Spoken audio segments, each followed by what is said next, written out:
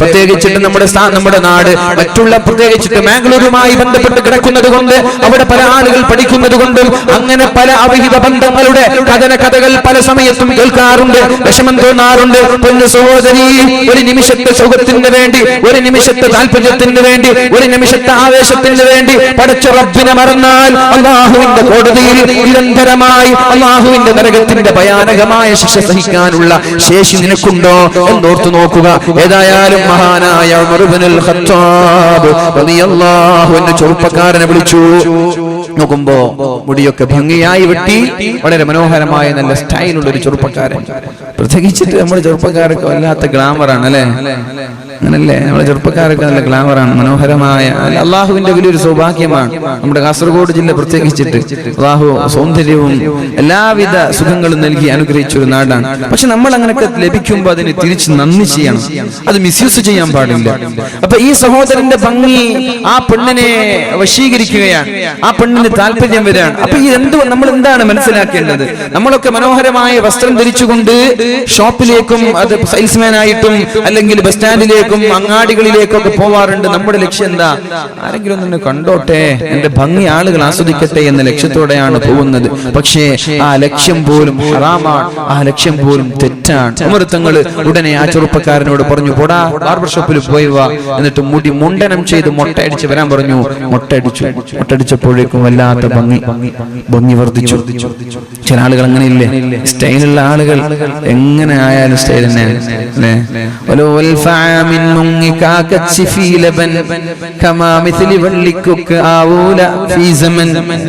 ഒരു കാക്ക 1000 വർഷം പാലിൽ കുളിച്ചാലും കുക്കിനെ പോലെ ആവൂല. അപ്പൊ നമ്മളെ പോലെ കുറച്ച് ആളുകളൊക്കെ കുറെ ഫൗണ്ടേഷനും കുറെ ഫെയർലോലും കുറെ ഫെയർ ഹാൻഡ്സും ഒക്കെ ഇട്ടാല് വെളുക്കാൻ പോകുന്നില്ല, അത്രേ ഉണ്ടാവും. അപ്പൊ ഭംഗിയുള്ള ആളുകൾ ഇനി ഒന്നും തേച്ചില്ല, കീറിപ്പറഞ്ഞ വസ്ത്രം ധരിച്ചു, മൊട്ട അടിച്ചു, എന്നാലും കുഴപ്പമില്ല, അവർ ഭംഗി തന്നെയാണ്. അപ്പൊ ആ ചെറുപ്പക്കാരൻ ബാർബർ ഷോപ്പിൽ പോയി മൊട്ട അടിച്ചു മുണ്ടനം ചെയ്തു വന്നു. സുബ്ഹാനല്ലാഹ്, വല്ലാത്ത ഭംഗി. നമുക്കറിയായിരിക്കും, നമ്മളൊരു ഇസ്ലാമിക് പാട്ടുകളൊക്കെ പാടുന്ന മഹർസൈനൊക്കെ നിങ്ങൾ കണ്ടിട്ടുണ്ടാവും അല്ലെ? മഹർസൈൻ അറിയില്ല, നല്ലൊരു കഷന്റെയാണ്, നല്ല ലുക്കാണ് അല്ലെ, മുടിയൊക്കെ മൊട്ടടിച്ചു വരാം. അപ്പൊ ഏതായാലും അങ്ങനെ ചില ആളുകൾ മൊട്ടടിക്കുമ്പോഴേക്കും ഗ്ലാമർ കൂടി. അപ്പൊ പറഞ്ഞു, എന്നാ പിന്നെ അയാൾക്ക് തലപ്പാവ് കൊടുക്ക്, തലപ്പാവ് ധരിക്കാൻ പറഞ്ഞു. തലപ്പാവ് ധരിച്ചപ്പോ സുബ്ഹാനല്ലാഹ് ഇതിനേക്കാളും ഭംഗി കൂടി. അപ്പൊ പറഞ്ഞു, ഇനി എന്റെ മദീനയിൽ നിൽക്കാൻ പാടില്ല, വേഗം മദീന വിട്ട് ബസറയിലേക്ക് പോകണം. ഈ കാരണം ഒരു പെണ്ണിന് പോലും വേണ്ടാത്ത ചിന്ത വരാൻ പാടില്ല എന്ന് നിങ്ങൾ മനസ്സിലാക്കണം. ഈ ചെറുപ്പക്കാരൻ വല്ല തെറ്റ് ചെയ്തു? സൗന്ദര്യം ശാപമായിരിക്കും ചില സമയങ്ങളിലൊക്കെ അല്ലെ?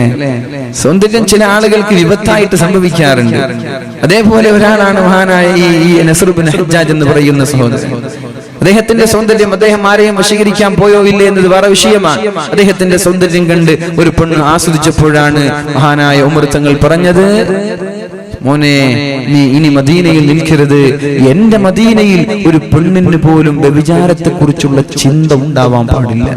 പിന്നെ വ്യഭിചാരം ഉണ്ടായാലുള്ള കഥ എന്താണ്? വ്യഭിചാരത്തെ കുറിച്ചുള്ള ചിന്ത പോലും എന്റെ മദീനയിൽ ഉണ്ടാവാൻ പാടില്ല, നീ നാട് വിട്ടോളണം എന്ന് പറഞ്ഞ് ബസറയിലേക്ക് നാട് കടത്തിയെന്ന. അപ്പൊ ഞാൻ പറഞ്ഞു വരുന്നത്, തിന്മയെ നമ്മൾ ലഘൂകരിച്ച് കാണാൻ, നമ്മൾക്ക് ചാറ്റ് ചെയ്യുന്നതോ കോൾ ചെയ്യുന്നതോ വീഡിയോ കോൺഫറൻസ് നടത്തുന്നതോ ഇമേജുകൾ ടെക്സ്റ്റുകൾ പരസ്പരം കൈമാറുന്നതോ ഒന്നും കുഴപ്പമേ അല്ല. പിന്നെ ഇതൊക്കെ എപ്പോഴാ കുഴപ്പമാവുന്നത്? പിന്നെ ചെറിയൊരു വഞ്ചനയും ചതിയും ബ്ലാക്ക് മെയിലിംഗും നടത്താൻ പോവാൻ നമ്മൾ അയച്ചു കൊടുത്തൊരു ഇമേജ്, അത് വെച്ചിട്ട് നിന്റെ ജീവിതം വിലപേശാൻ, നിന്റെ കുടുംബത്തെ വിലപേശാൻ ആ സമയത്താ നീ വിരൽ കടിക്കസു. പടച്ചോനെ, ഇത് വേണ്ടായിരുന്നല്ലോ. ഉസ്താദുമാര് പറഞ്ഞതൊക്കെ സത്യം ാണല്ലോ. ഞാൻ വിചാരിച്ചു ഇവൻ എന്നോട് വല്ലാത്ത ആത്മാർത്ഥമായ സ്നേഹം കൊണ്ടാണെന്നൊക്കെ ഞാൻ തെറ്റിദ്ധരിച്ചു പോയതാണ്. ഇവന്റെ താല്പര്യം എന്റെ ശരീരമായിരുന്നു എന്ന് നിനക്ക് തോന്നാൻ തുടങ്ങുന്ന ഒരു സമയം വരാനുണ്ട്. അപ്പോഴേക്കും നിന്റെ സമയം അതിക്രമിച്ചു കഴിഞ്ഞിരിക്കുകയാണ്. അപ്പോഴേക്കും നിന്റെ സമയം കഴിഞ്ഞു. പിന്നെ നീ ചിന്തിച്ചിട്ടോ ആലോചിച്ചിട്ടോ കാര്യമുണ്ടാവൂല. അതുകൊണ്ട് പരിശുദ്ധമായ ഖുർആൻ ചോദിക്കുന്നത് പോലെ, അലം യഅ്നി ലില്ലദീന ആമനൂ അൻ തഖ്ശഅ ഖുലൂബുഹും ലിദിക്രില്ലാഹ്, അല്ലാഹുവിനെ പേടിച്ചു നന്നാവാനുള്ള സമയമായിട്ടില്ലേ എന്ന ചോദ്യം ഉണ്ട്. റബ്ബേ, ഞങ്ങൾക്കൊക്കെ നന്നാവണമെന്നുണ്ട്. റബ്ബേ, ഞങ്ങളൊക്കെ നന്നാവാൻ ആഗ്രഹിക്കുകയാണ്. അല്ലാഹു നമ്മയൊക്കെ നല്ലവരിൽ പെടുത്തുമാറാവട്ടെ. മഹാനായ ഇബ്നു മസ്ഊദ് റളിയല്ലാഹു അൻഹു പറഞ്ഞതും അത് തന്നെയാണ്. ഒരു ചെമ്മാടിയായ ഒരാൾ, അയാൾക്ക് എത്ര തെറ്റ് ചെയ്ത ചെയ്താലും ഒരു ഈച്ച മൂക്കിന്റെ വക്കിലൂടെ പാറിയതുപോലെ ഉണ്ടാവും. അയാൾക്കൊരു വിഷയമല്ല. എന്നാൽ ഒരു മുഅ്മിനായ ഒരാൾ ഒരു തെറ്റ് ജീവിതത്തിൽ വന്നുപോയാൽ ഒരു പർവ്വതം ശരീരത്തിലേക്ക് ഇടിഞ്ഞു വീഴുന്നത് മഹാനായ ഇബ്നു മസ്ഊദ് റളിയല്ലാഹു അൻഹു നമ്മോട് പഠിപ്പിക്കുകയാണ്. അല്ലാഹു നമ്മൾക്കും ബോധം നൽകുമാറാവട്ടെ. അല്ലാഹു നമ്മൾക്കും ബോധം നൽകുമാറാവട്ടെ. അല്ലാഹു നമ്മൾക്ക് നല്ല രീതിയിൽ ജീവിക്കാനുള്ള തൗഫീഖ് ചെയ്യുമാറാവട്ടെ. അല്ലാഹു ഒരു സമൂഹത്തെയും വെറുതെ നശിപ്പിച്ചിട്ടില്ല.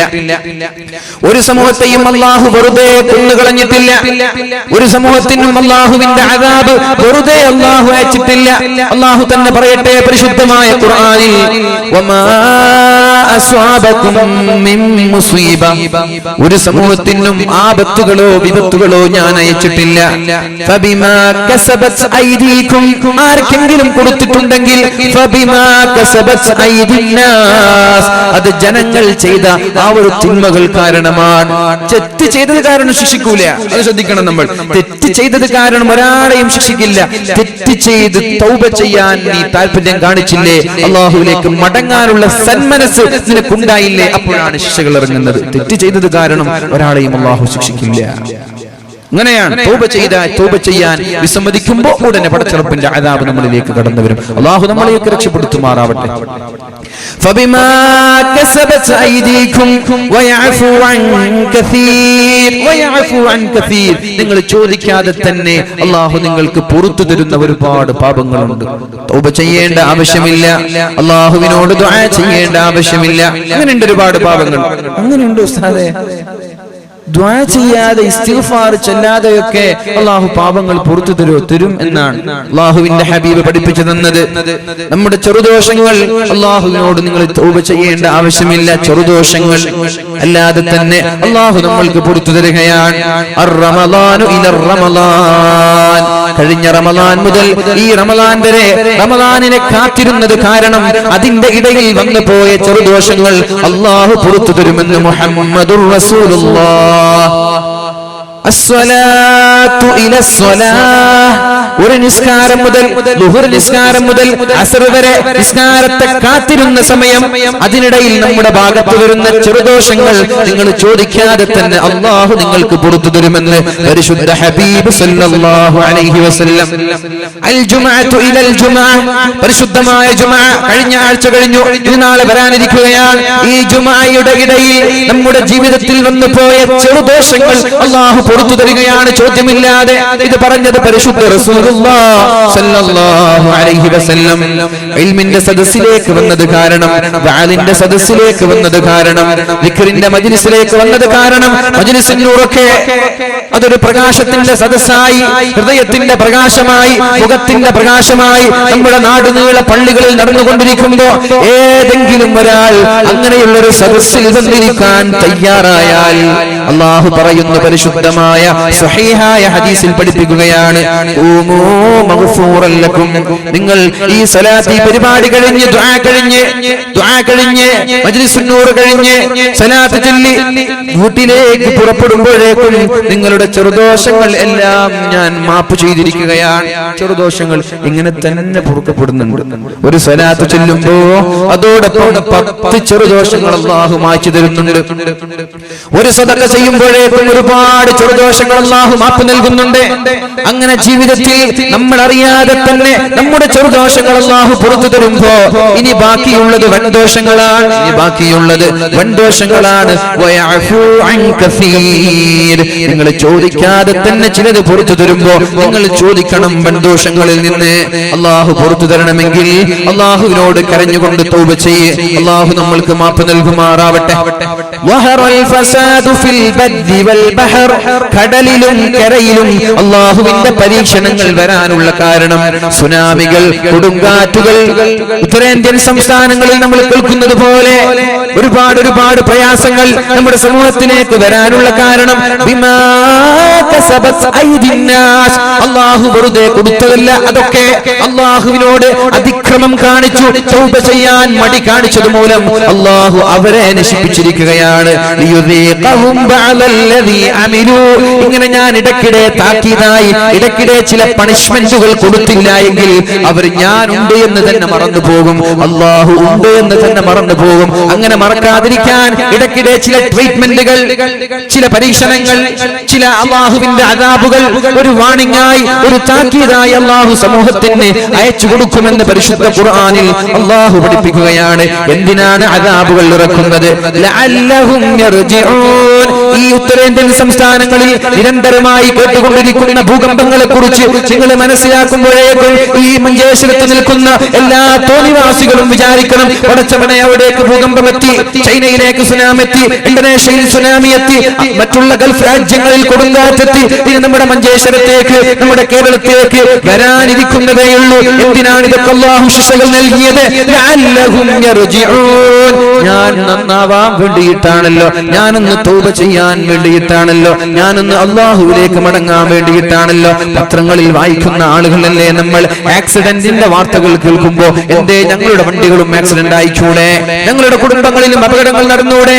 ഇതൊരു ഇങ്ങനെ ഒരു വാർത്തകൾ വായിക്കുമ്പോ ഉടനെ നമ്മൾ കരുതണം ലഅല്ലഹും യർജിഊൻ. ഈ ആക്സിഡന്റിന്റെ വാർത്തകൾ നമ്മുടെ ശരീരത്തിൽ, നമ്മുടെ ചെവിയിലേക്ക് തുളച്ചു കയറുന്നത് തന്നെ എന്റെ ഡ്രൈവിംഗിൽ ചെറിയൊരു അവയർനെസ് എനിക്ക് ഉണ്ടാവാൻ വേണ്ടിയിട്ടാണ്, ചെറിയൊരു ബോധം എനിക്ക് ഉണ്ടാവാൻ വേണ്ടിയിട്ടാണ്. മനുഷ്യന്മാരെ, കേരളക്കരയെ, കാസർഗോഡ് ജില്ലയെ പ്രത്യേകിച്ചിട്ട് കണ്ണീരിലാഴ്ത്തിയ, ദുഃഖത്തിന്റെ കരിനിഴൽ വീഴ്ത്തിയ ഒരപകടം നമ്മുടെ നാട്ടിൽ നടന്നപ്പോ ഈ ചുറ്റുകൂടിയിരിക്കുന്ന ആളുകളോട് എനിക്ക് പറയാനുള്ളത്, അല്ലാഹുവിനെ പേടിച്ചുകൊണ്ട് ഇങ്ങനെയുള്ള അപകടങ്ങൾ നമ്മുടെ നാട്ടിൽ നാടുകളെ വർദ്ധിച്ചുകൊണ്ടിരിക്കുമ്പോ ഓരോ വാതിന്റെ കണ്ണൂർ ഭാഗത്തേക്ക് പോകുമ്പോഴേക്കും ഒരു ദിവസം ഒരു ആക്സിഡന്റ് കാണാത്ത ദിവസമില്ല. ഇങ്ങനെ നിരന്തരമായി ആക്സിഡന്റുകൾ നടക്കുമ്പോ നിങ്ങൾ ദയവ് ചെയ്ത് വാഹനങ്ങളിൽ കയറുമ്പോ ബിസ്മില്ലാഹി തവക്കൽതു അലല്ലാഹ്, അല്ലാഹുവേ എന്റെ വാഹനത്തെ, എന്റെ ജീവിതത്തെ, എന്റെ കുടുംബത്തെ ഞാൻ നിന്നെ ബരമേൽപ്പിച്ചുകൊണ്ടാണ് കയറുന്നത്. സുബ്ഹാനല്ലദീ സഖറ ലനാ ഹാദാ വമാ കുന്നാ ലഹു മുഖ്രിനീൻ. അല്ലാഹുവേ ഈ ഒരു വാഹനം എനിക്ക് കീഴ്പ്പെടുത്തി തന്ന റബ്ബേ, ഈ പരിശുദ്ധനാണ് എന്ന് പറഞ്ഞുകൊണ്ട് തന്റെ വാഹനത്തിൽ കയറുക, എന്നിട്ട് മാന്യമായി ഡ്രൈവ് ചെയ്യുക. എന്നാൽ അപകടങ്ങളിൽ നിന്ന് അല്ലാഹു നമ്മളെ സംരക്ഷിക്കും. അല്ലാതെ ഒരു ദിക്റുമില്ല, ഒരു ഫാത്തിഹയില്ല, ഒന്നുമില്ലാതെ മൃഗത്തെ പോലെ വണ്ടിയിൽ കയറി, ഇല്ലാത്ത വണ്ടിയിൽ കയറി ഒരു ലക്ഷ്യമായി പോവുക, ഇതിന് അല്ലാഹു ചില ആളുകൾക്ക് താക്കീത് നൽകുകയാണ്. അല്ലാഹു മരിച്ചുപോയ ആളുകൾക്കൊക്കെ അല്ലാഹു മഗ്ഫിറത്ത് നൽകട്ടെ. അല്ലാഹു ആ കുടുംബത്തിന് നല്ലൊരു പകരം നൽകട്ടെ. അല്ലാഹു